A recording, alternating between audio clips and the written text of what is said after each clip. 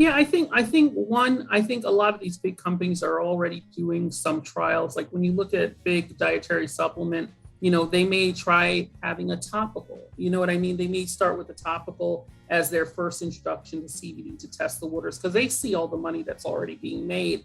But some are just holding off and waiting. But as they're waiting, they're not just sitting there waiting. They are involved in large trade organizations and lobbying organizations that have the relationships with legislators that we may not have.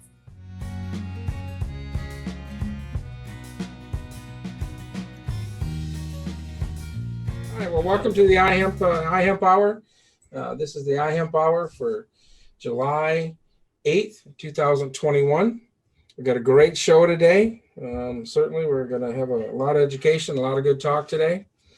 Dave is a little R&R today, so he won't be joining us on live, but we wish him all the rest he can get for these few days. So with that, so our mission, iHemp Michigan's mission is to educate, inform, and promote research, development, and the cultivation of industrial hemp in Michigan. iHemp Michigan advocates for the wellness in people and the planet through hemp, and it begins with the farmer. Please support our advocacy and join iHemp Michigan. Mike, what you got news for us today?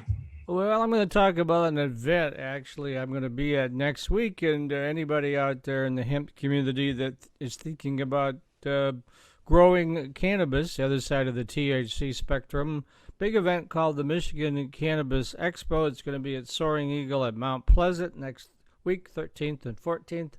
I'll be there on the 13th to do some interviews, shoot some videos, that sort of thing. Yeah, they're expecting something along the lines of what CannaCon was in Detroit a couple of weeks ago. They're expecting around 200 vendors, and it's a B2B show. So I mean, it's if you don't know much about it, or if you do, and you're looking to buy new packaging, new equipment, new whatever, it'll probably be at the show.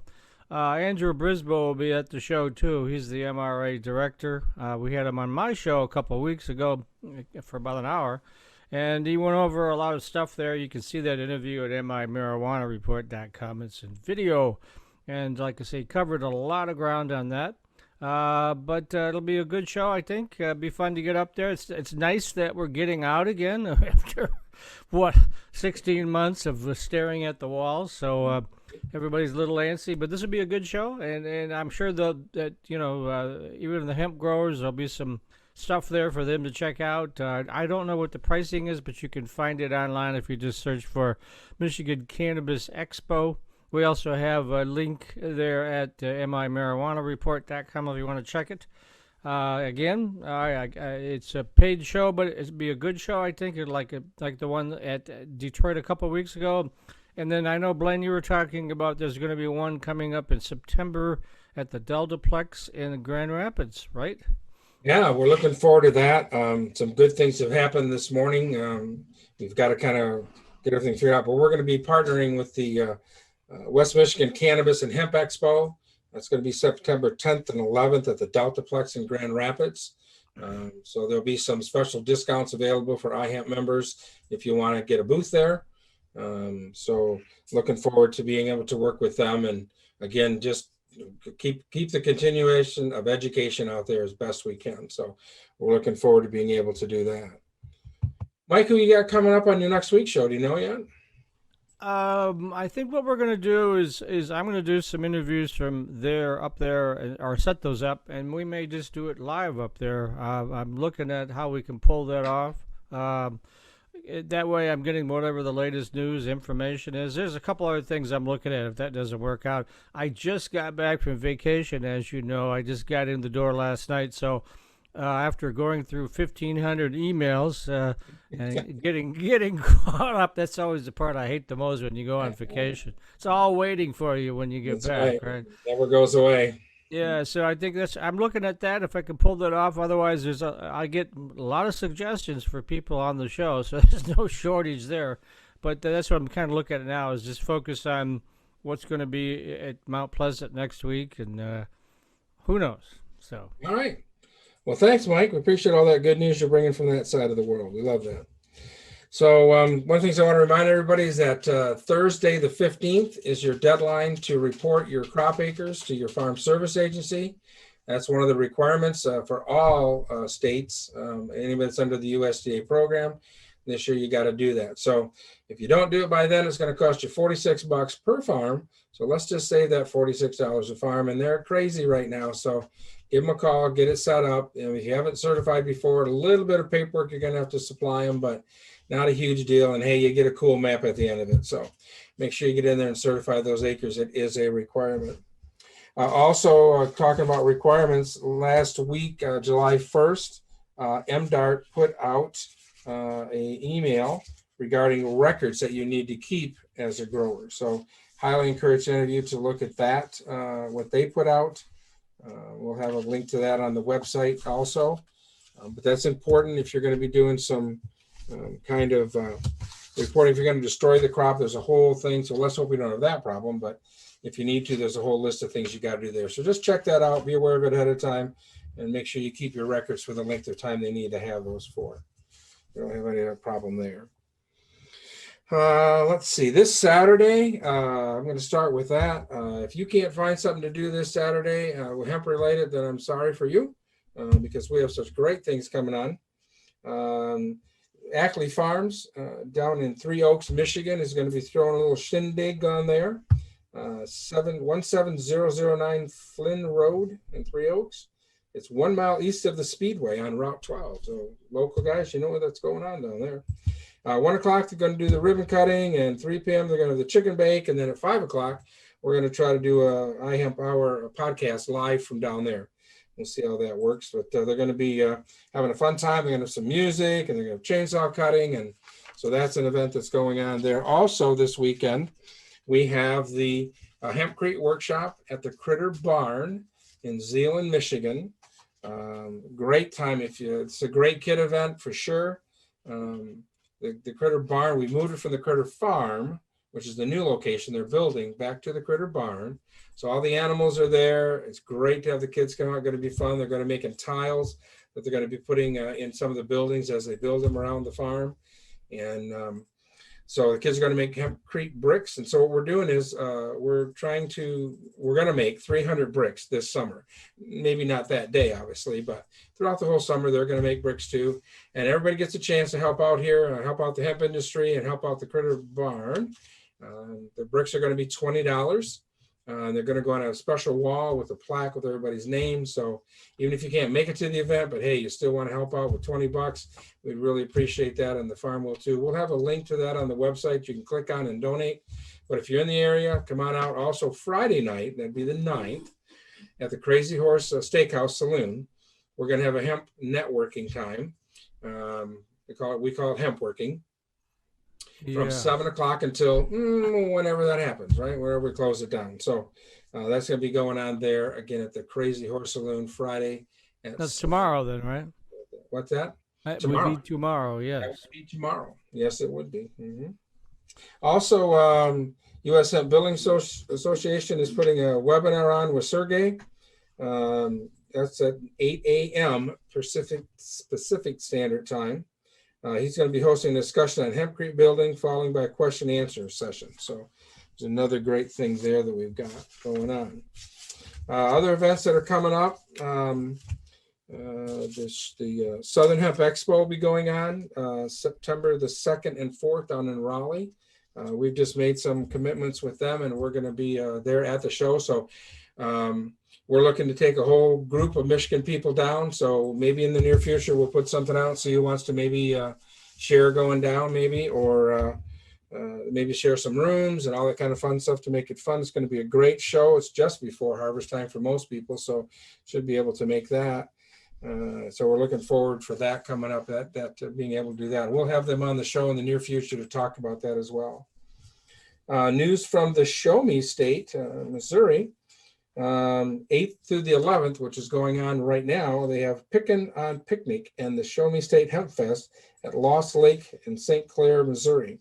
Live music, camping, swimming, food, vendors, workshop, friends, and fun brought to you by the Love of Missouri Hemp. Show Me Hemp sponsored by the Rock, Water, and Kemp's Hemp. So if you go to the show, just type in Show Me Hemp Association and all that, that'll come up there. Today, July the 9th, the South Bend, Indiana Hemp Company, South Bend Industrial Hemp. I'm thinking of Indiana because we have a South Bend, Indiana. At 5 o'clock to 9 Central Time. They're having an open house there as well. The American Hemp Academy has their class scheduled. You can enroll now. It starts July 19th through the 22nd. They're going to get one-on-one instruction and opportunity to work hands-on with the laboratory and education materials, with view of field scale operation, learn seed to sale logistics. After the week-long course, students receive a certificate of completion and become a student network, part of the student network. The current tuition is $2,000 for the week. But if you are a Southern Missouri Hemp Association member, you can get a 25% discount, which certainly will pay for that. Also, we have a great thing going on in Grand Rapids. We'll talk more about that at the end of the show too, but September 11th and 12th, there's the STEM disc golf frisbee competition going on, and we'll have more information on that on the website, so that's going to be fun. I think there's another one they're planning also for September, so a lot there. August 30th is the Midwest Hemp Council Fiber Field Day and Forum. That's at 10 a.m. to 2 p.m. in Martinsville, Indiana. That's Jamie's hometown, so I'm sure she's excited to have something close to home for her to be able to do something for once. Oh, and you think I was done giving news? No, not yet. There's more to be coming yet. So tonight is movie night. More Than Honey, a threat to the bees and a threat to our future. This is on Sustainability Now. The Mystery of Bee Colony Collapse. So a great show they're going to have on there. You can make it a date night if you want. That's fine. But More Than Honey is going to be their topic tonight. So I don't normally do the recalls on food, but this one is another big one, so I thought we'd better mention it. Tyson Food has recalled their ready-to-eat chicken products. Pretty much everything that they've made since, what's the date on here? This is third. I got a date on here when it was. But this is all their frozen food products, so any stores you might have. You can go to MDART and find the whole list of what they're recalling, and they'll also give you pictures of the product and everything else. So, but if you got any Tyson chicken products in your freezer at home, please make sure you check that and get that product back there so you don't get sick with that. Here's a little bit of news for anybody that's looking for some work. The Antrim County FSA office is hiring. Of course, I worked there for 27 years, so it's not too bad a place to work. Good benefits, and you can work with a lot of great people, and you work with a lot of great farmers. So if you're in that Antrim County area, let's see, resumes to Kathy Kowalski, or you can contact the office at 231-533-8542, extension 2, and we'll get that listed up on the website as well. So. All right, we're getting to the end, folks. Hold on. I promise we're going to get done with the news yet one of these days. So in Ottawa County, this is kind of cool. They're having a scrap tire recycling that's going on.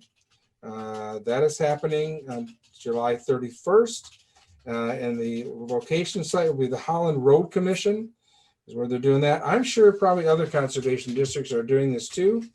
The cost is $1 a tire. They won't take cash when you bring it. Limit on 34-inch diameter on the tires, and the tires preferred off the rims, but not required. So you got some scrap tires laying around, do that. All right, so Illinois Hemp Grower Association, they're having their 3rd year anniversary celebration and disc golf tournament. You know, Mike, I wonder why we're talking about disc golf so much. You know, Dave doesn't have I think Crable has something to do with that. Yeah, so he only has his wall, and he points to. We call him Captain Frisbee. You know, yeah, so.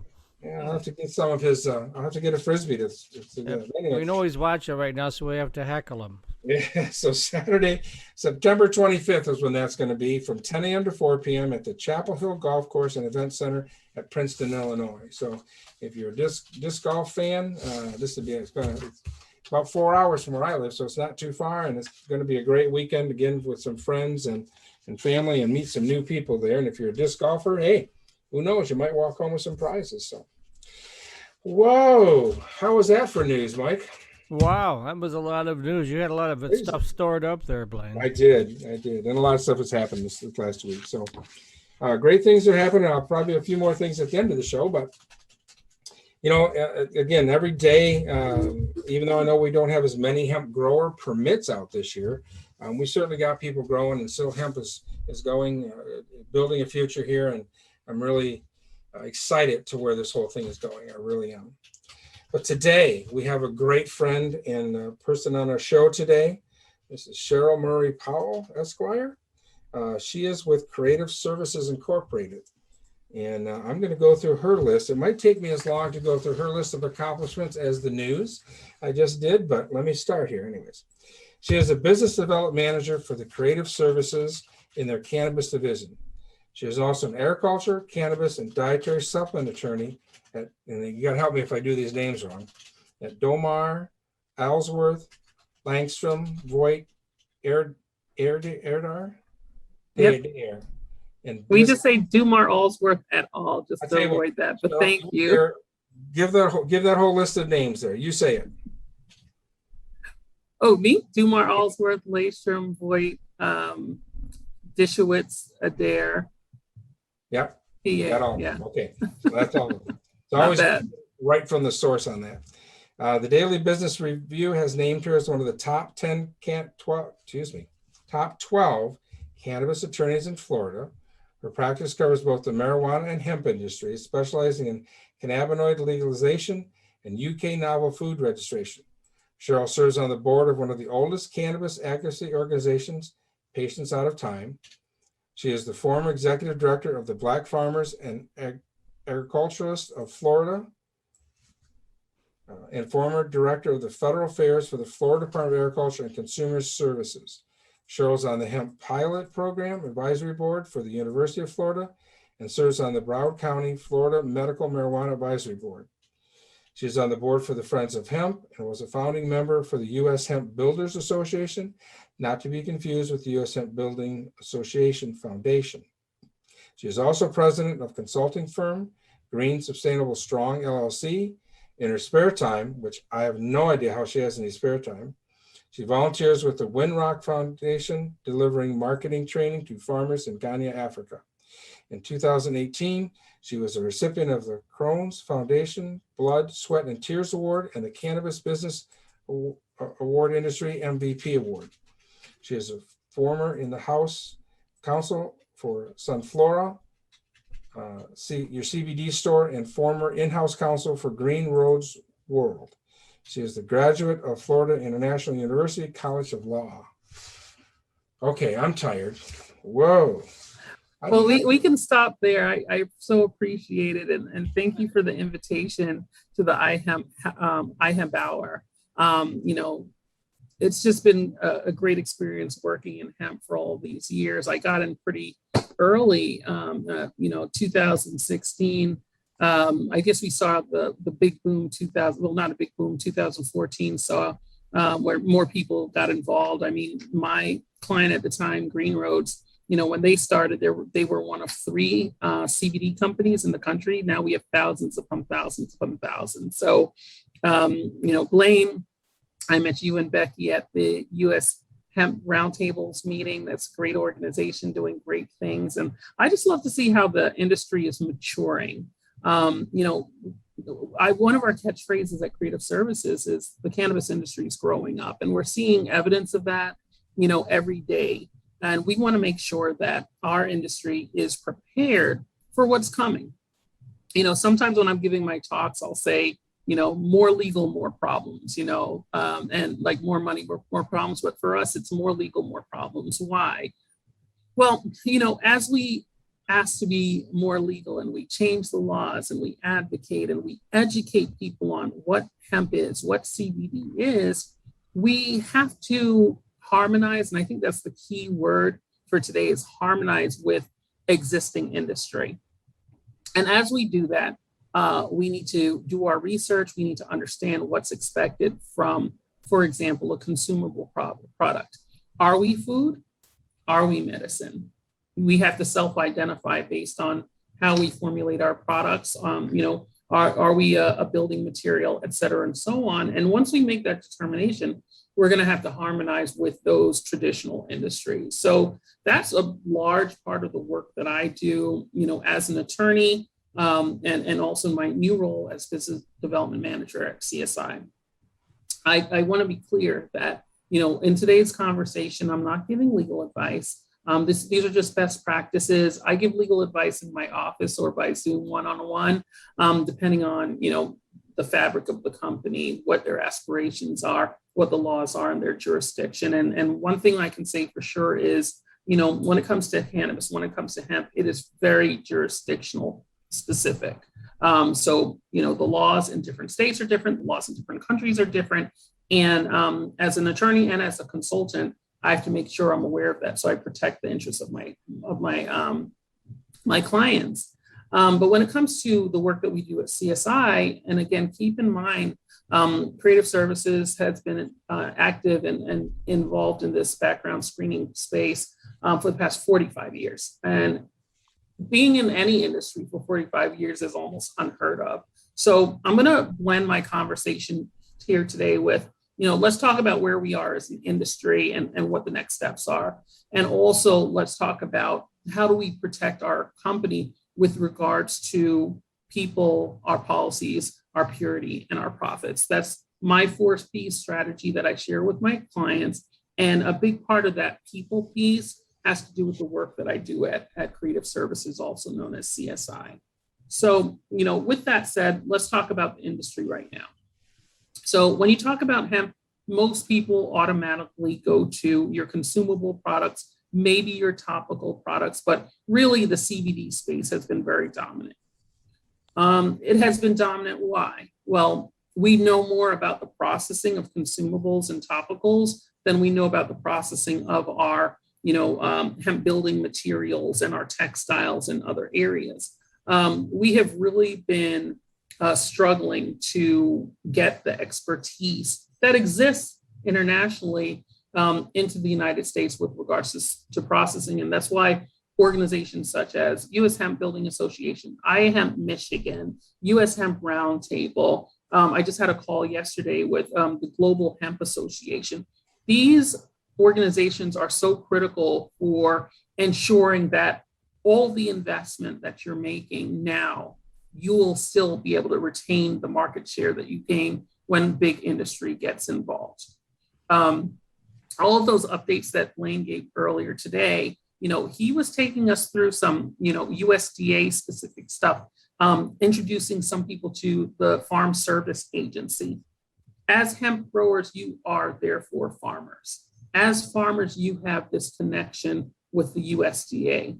The USDA locally exists in your jurisdiction, your counties, as the FSA, as the Farm Service Agency. And if Blain wasn't introducing you to that concept, you might miss out on funding for subsidies or even, benefits because you are hit by a storm. You are hit by a hurricane or a twister or something like that that destroys your crop. So, it's really important that we have advocates like Blain, organizations like the iHemp Michigan organization, educating people who want to get involved. Cannabis has always been an industry that is very friendly to newcomers. We haven't closed the doors. I think it's because of the plant. The plant itself is something that we revere and we cherish as a unifier.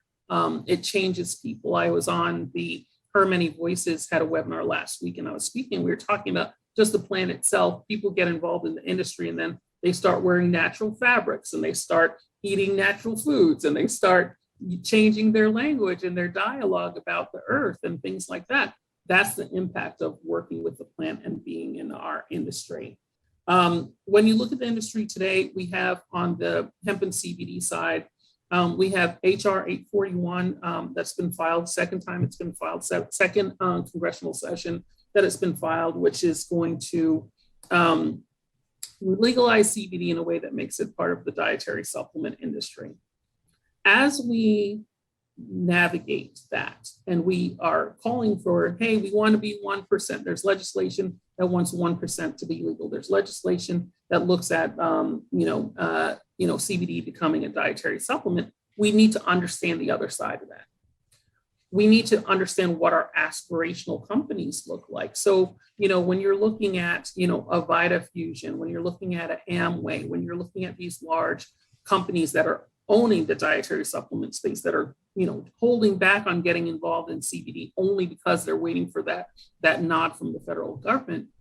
We need to adopt hiring practices that are of a higher standard, which align with these companies. We have to adopt co-packer relationships that have been registered with the FDA as a food facility. So we align with these aspirational companies, these aspirational industries. So that's why I wanted to kind of speak to you today, is really to talk about, the 4 Ps, how we can, speed up our maturing so that we can be here when we have these competitors that are giants. And they're giants, why? Because they're doing things the right way, because they're aligned with regulations, because they understand what it means to be FCRA compliant so they don't get that lawsuit.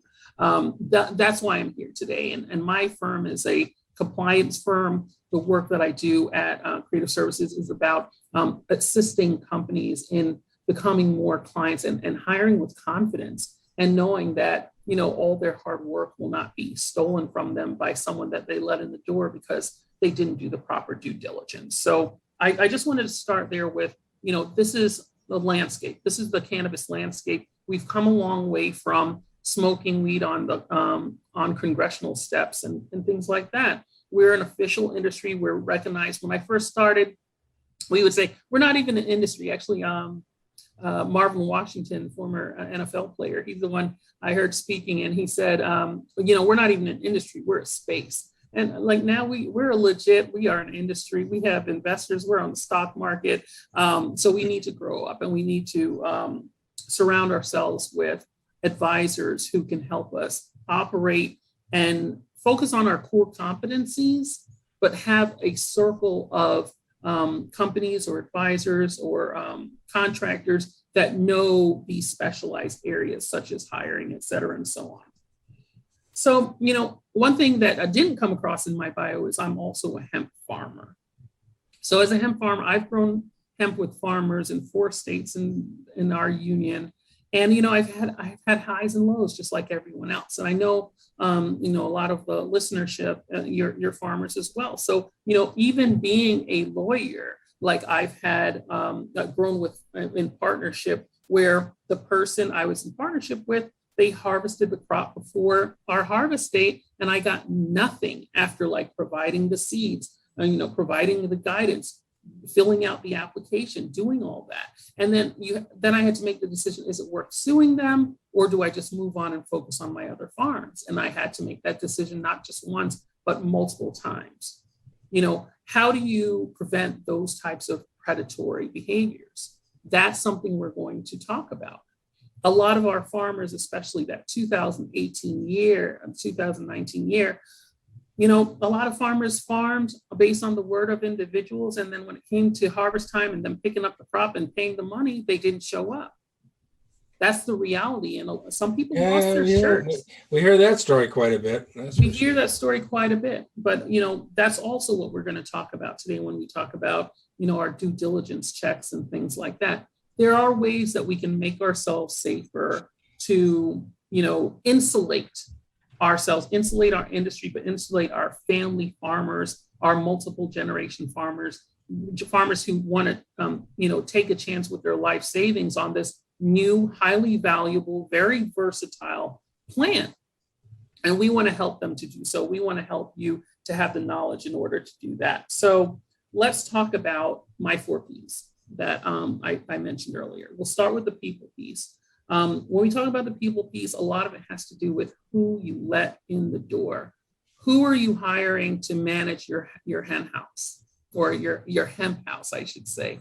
It's really important. And, standing as an industry that's been we don't want background checks because people are in jail for something that people are making money for, and that narrative. And I was definitely vocal with respect to that. But as we mature, as we grow up, it's not just the threat of, excluding people from the industry. We have to have inclusive practices, but it's really, how do we partner so that we can grow? How do we get investors when, banks aren't really lending to our industry? There's some movement on the hemp side, but we're still struggling with access to capital. And I think we have some best practices that'll help you along the way to at least understand who you're letting into the door, who are you sharing, whether it's your knowledge or your farm that's been in your family for multiple generations. Who are you sharing that with? So, with that, I'm going to touch upon, FCRA compliance. So the Fair Credit Reporting Act exists to protect consumers. It exists to protect consumers, but there's a part of it that really applies to employment and who you employ. So it's, just in a summary, it's a regulation that employers must comply with when using a third party to perform background checks. That's kind of the simplest definition, but just think it's there as a protection, but we need to make sure that we are compliant with that. In addition, individual states are putting laws in place that affect how you approach your FCRA guidance and your FCRA compliance. Illinois, they have ban the box regulations in effect. Even parts of Florida, Broward County, we put into effect ban the box. And then in New York, they have the Fair Chance Act. So, it's really important that, as you grow your companies, as you become a global company, which is many hemp companies' aspirations, that you understand this and you understand that it is very jurisdictionally based. Well, Scheril, I think you said yes. ban the box is what you said? Yeah, ban the box legislation is where it says people who have a former criminal history, some are specific to felonies, some are specific to misdemeanors, some may be specific to the type of crime. It indicates that if they're being considered for employment, that you can't ask them those questions.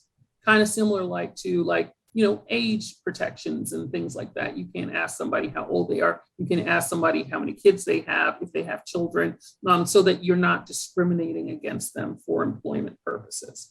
Okay.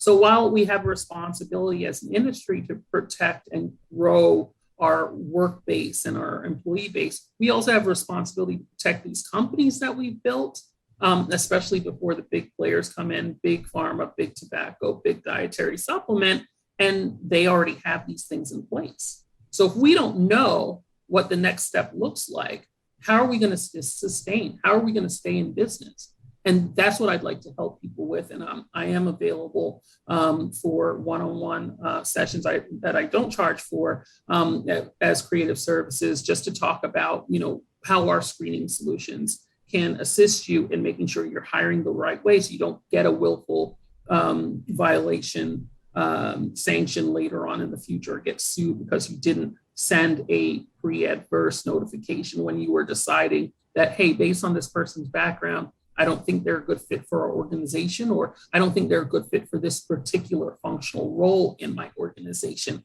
We want to make sure that you're hiring with confidence, and that you're also, when you do make a decision not to hire someone, that you can do that with confidence too, and that you're not putting yourself in jeopardy because this person may be savvy and they know the rules, and they're like, oh, you didn't follow that step.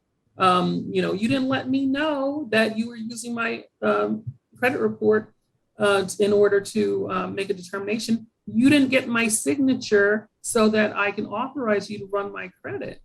Those are the things that we help our clients with to make sure that they can continue to do what they do best. Stick to your core competencies, monetize, and then be successful so that you can sustain. Sure. I've said a couple of times too. We're going to ask you, but you mentioned about getting in touch with you. What's the best way for people if they need to have your help or want to talk to you more about your services? Yeah, thank you so much.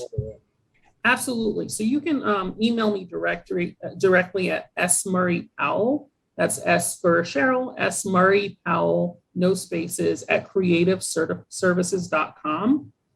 You can also look at our cannabis offerings at creativeservices.com/industries/cannabis, or you can just, look at the top nav and you'll figure it out by clicking on industries and then clicking on cannabis. But it's creativeservices.com. You'll see my picture right there, and happy to help you. We're really, really, really responsive and accessible. And keep in mind, this is the company that has serviced biotech companies. This is a company that has supported entire governments.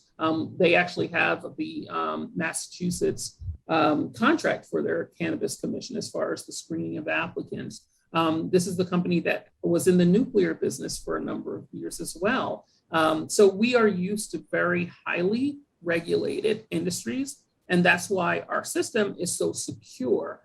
We don't want you having like I-9 forms laying around in your office with people's social security card numbers and photocopies of their socials and their driver's license laying around in a folder in your office. With our system, everything is electronic, even the signatures for these required documents. So if you're ever challenged, all you have to do is go in the system, log in, go under documents, and you'll see everything the applicant signed with regards to their I-9, E-Verify, their authorization for you to do the background screening. Everything is kept electronically. They can upload things electronically. So those manila folders in your office, they're no longer, you're no longer vulnerable for, as far as that's concerned. You no longer have to have a file cabinet with those type of personnel records that may be accessible to someone that it should not be accessible to.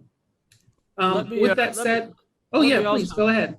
Let me leap in. You made reference to it a couple of times about the big players hovering on the edge waiting to pounce. That's a big concern, particularly in the cannabis space, is it is. A lot of the smaller players, they're investing their life savings, or they've got a bunch of loans. They got a small operation, 4 or 5 provisioning centers, maybe your grow facility, processing. But we all know that big tobacco, big everything is just sort of waiting in the wings to pounce, and there's a great concern about that. When do you think I know right now that marijuana is a Schedule I drug still. However, I think that may change next year because of politics, and there's movement in Congress to move in that direction. However, that being said, what do you think? A couple of years out before the land rush begins, as it were? Yeah, I think a lot of these big companies are already doing some trials. Like when you look at big dietary supplement, they may try having a topical. You know what I mean? They may start with a topical as their first introduction to CBD to test the waters, because they see all the money that's already being made. But some are just holding off and waiting. But as they're waiting, they're not just sitting there waiting. They are involved in large trade organizations and lobbying organizations that have the relationships with legislators that we may not have, because they've had them for a long time, and they have a certain cloak of legitimacy, which allows them to be involved in the crafting of what laws should look like. An example is HR 841. There's cannabis lobbying and trade organizations involved, but there are also, straight pharmaceutical, dietary supplement, larger industries are right there along with the legislators in their ear about that type of legislation, what it should look like. So, they're not just, I say they're waiting, they're hovering, but they're not waiting idly. They're actually actively involved in the process. And, it's something that we can't avoid. I think it's just something we need to wake up and prepare for. We've been so adamant about being distinct from, the hemp industry. We're not marijuana. We've been distinct from marijuana as we've,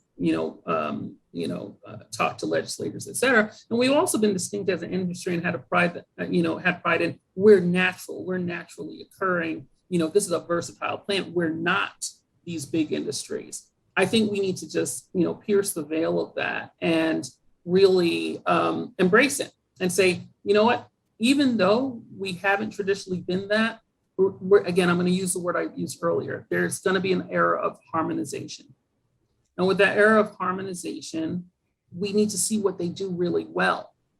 So if, they're filling machines, that they're using, in construction, how they're putting together their binding materials. Like we're at a stage with our, hemp creed and hemp building that binding is different by person at this point. They make their own binders based on their own formulas. Binders, and again, binders is really what keeps it all together when you're using hemp hurd and lime and water, et cetera. But, the binding material that works in Michigan isn't going to work in Florida with the humidity and heat. We haven't even done that type of experimentation yet. However, the construction industry, when they're talking about cement, they've tested it all types of different ways. At this point, we've done some tests as far as fire resistance with hemp and some mold resistance with hemp as a building material.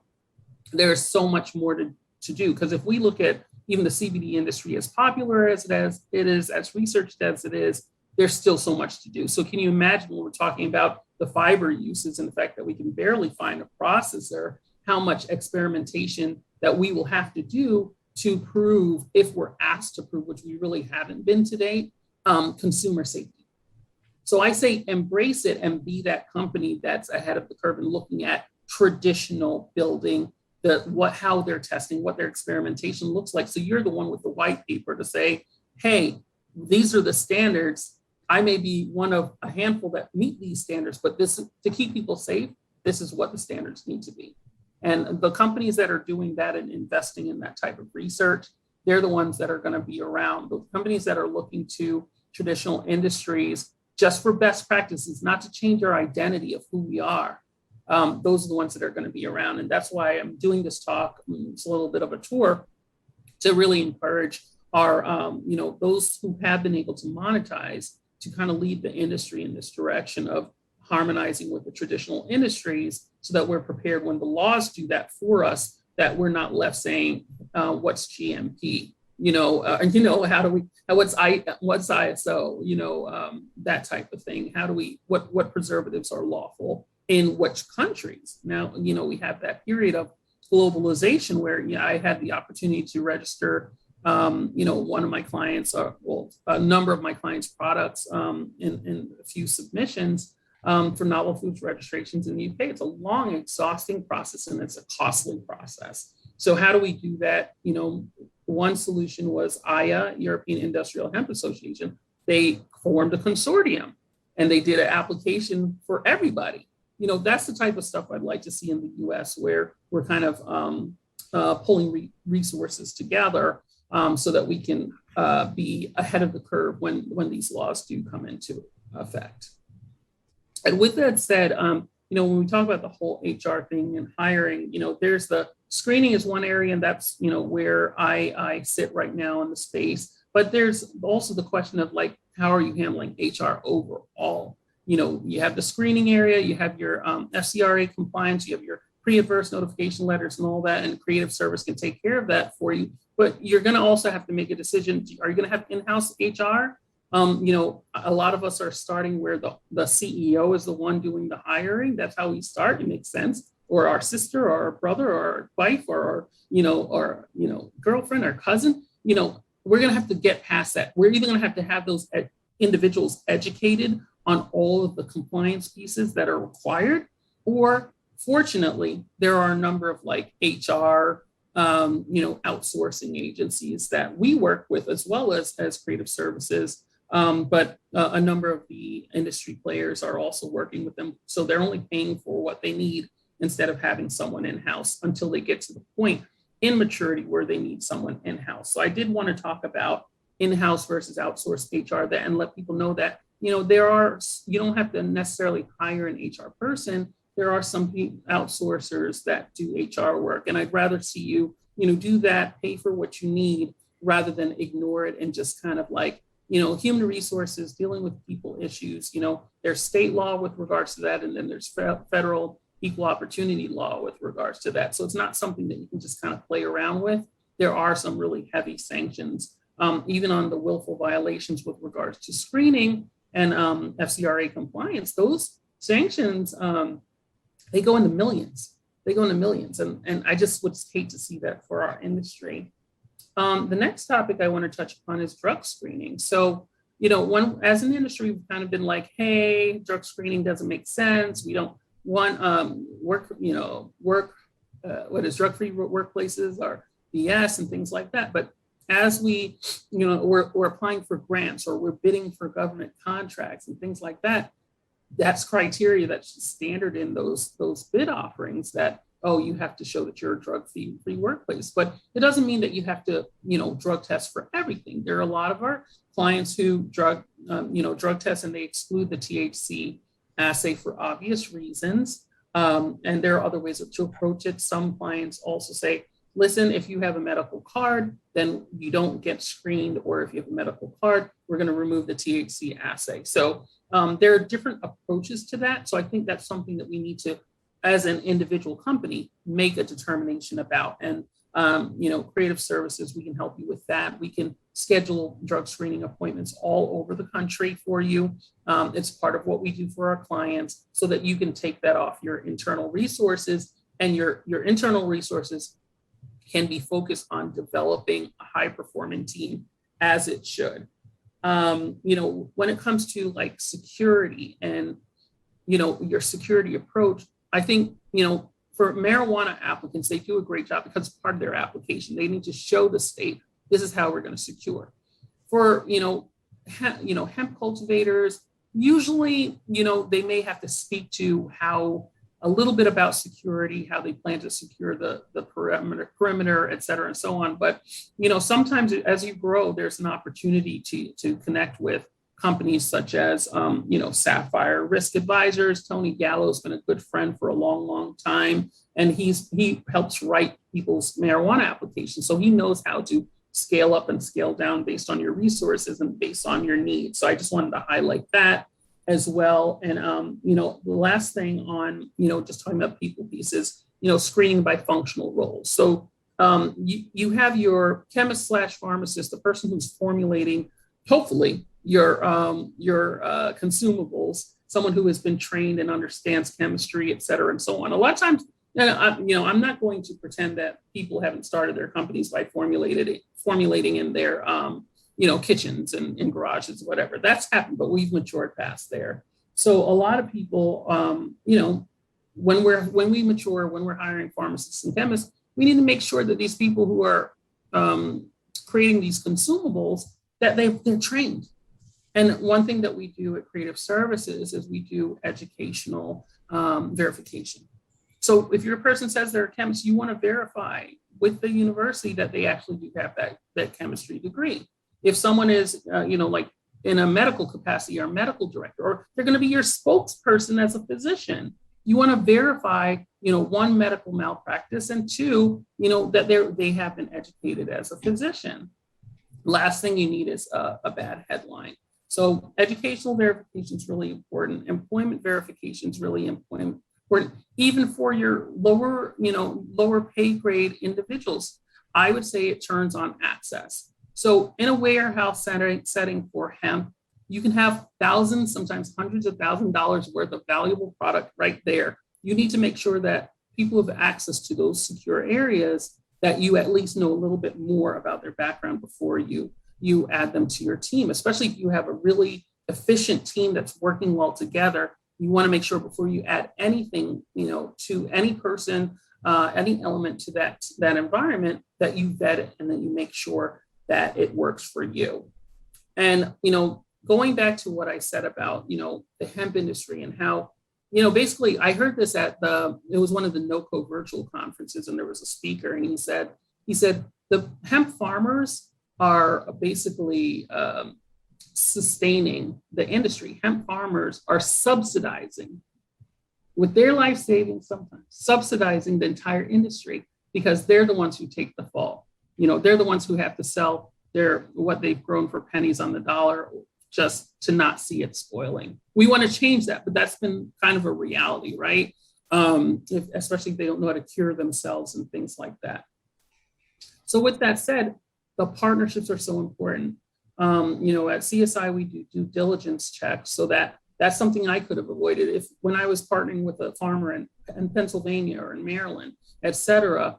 I wish I had thought to do a due diligence check on that individual, on their company, to find out, hey, have they been sued before? What's their background, et cetera, before I chose to partner, just based on, hey, I met this person at a conference, I like them, they want to do this, I want to do it, let's do it together. We have to change our approach to that, and our due diligence screening can really help in that area and leave farmers less vulnerable as we're navigating and trying to participate in this industry based on a plant that we all should have access to.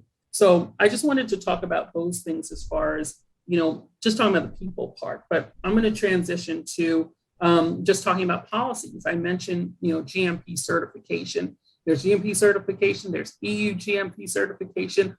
Is GMP an actual certification, or is it just a standard? There are so many questions. And, A lot of us get our start in the hemp industry, and I'm going to, again, this is more specific to the consumable side, but I don't want to negate the fiber side by co-packing. And I guess the fiber, making textiles and having them create the textiles in China, that's another form of co-packing as far as I'm concerned, but you need to understand what their standards are. First, textiles, what type of ink are they using? What are they using to create the product? Same with our CBD oils or CBG oils. Like, you need to understand that. It's required that by the FDA that if you're manufacturing food, if you're storing food in this country, that you complete a FDA food facility registration. It's required. And it includes pet products as well, that you have this FDA food facility registration. Who knew that? I didn't know that until this year. And I had to do that for one of my clients because the state asked us to do it to be in compliance with the FDA. Not every state's asking for that. And, I think there's time for our industry to get there, but those are the types of things we need to pay attention to as far as our policies. We need to have our SOPs so that as we, may have a little attrition and people leave our organization, that their knowledge doesn't go with them. And then we have to start from scratch by, having someone sit next to another person. We should have manuals and guides, official training programs, codification, documentation, in order to have our policy. So we have that consistency, because at the end of the day, the consistency we have in our warehouse, our manufacturing site, is a consistency that we're going to have in each and every bottle.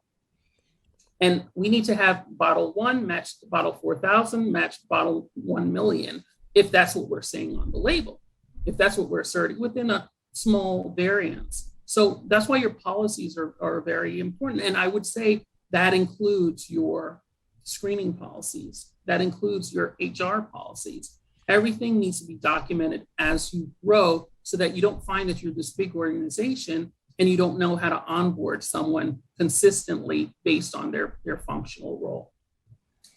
Well, man, you are just pouring out the information here. Oh, me. Yes. But I mean, that's what we have to do. That's my job. That's my job, is to make sure that, the industry that I traveled all over the country, flying from one state to the next state, trying to legalize, that we remain. It's a passion project for me. This is not part of my job at CSI. This is really what I'm super passionate about. And I've seen people come after me and they're making tons of money, doing compliance stuff. And they never were there when we were actually putting the laws in place. And they don't step back to say, for the people who can't afford it, can I at least give them some guidance? Can I at least get on the podcast and things and really embrace the people who were at the forefront? And that's something I'm never going to change. I'm always going to make time for, the people who need the education. Well, we're going to have a Scheril Part 2 come up in a few months. We've got a lot of books on Thursday, but we're going to have you back. And I also want people to know that Cheril's going to join us too at the Expo in January. So we're looking forward to that. So. I absolutely will. I'll also be at the Southern Hemp Expo as well. And I'm speaking, I think I'm moderating a stage and a few other things. Tomorrow I'm in Jersey at Trenton's having a cannabis night live, and like the governor's office will be there. The regulators will be there. So please join me. Any can. Northeast can, I'll be there as well with our team at CSI. So there's going to be a lot of opportunities for us to interact face to face. And you worked hard to get here. You're going to keep that market share. We just need to share these best practices. We need to pay people what they're worth for what they know. And we need to harmonize with these traditional industries. And that's the key part of my messaging today. Good. Well, thank you very much for that. Again, let's talk about how people can get a hold of you, contact you if they need to, want to. Let's talk about that. Yes, thank you so much. Yes, I am. First of all, I'm on Facebook all the time. My LinkedIn, I post quite a bit on LinkedIn. You can find me by email at smurraypowell@creativeservices.com, or you can go on the Creative Services website and you can connect directly with me by emailing from that site. So a lot of ways to get in touch with me. And this isn't the last time I'll be on iHemp Michigan either. I love Michigan. I've been to Detroit. I spoke at CannaCon Detroit. So you guys are my family. Shout out to Roman Roman Viscasil, shout out to Margot Bruner, all my other friends who are out in Michigan, the industry that did it in reverse with home grow and then having dispensaries. Super. Well, we're going to look forward to building a great friendship with you and continue on with that. Like I say, we're gonna plan something for September, August kind of time period to get you back out here for sure, probably. Okay. Well, thank you. Thanks for having me. Oh, not a problem. Yep. Like I said, I look forward to seeing you down at She as well. We're going to be down there. We just made that connection, so we're going to do that. So, awesome. A couple quick things, and then we'll get the recipe. The partnership, the regional partnership, is available with Hemp Benchmarks. If you join it, it's free to give your information. And then you're going to get a regional report at the end and some customary special reports they're going to have. And that's it's called the Price Contributor Network, PCN. And you can join up on that to help them out, to get a transparency in the reporting of hemp prices, which is all we're going to help everybody out in the industry that way. Also, don't forget that it's coming to a close the 16th of July if you wanted to get into the Midwest Hemp database. So you need to get that application in and get that sent in by the 16th. With that, you're going to get some reduced testing when you send your product in. So a nice way to maybe save a few dollars on your testing there too.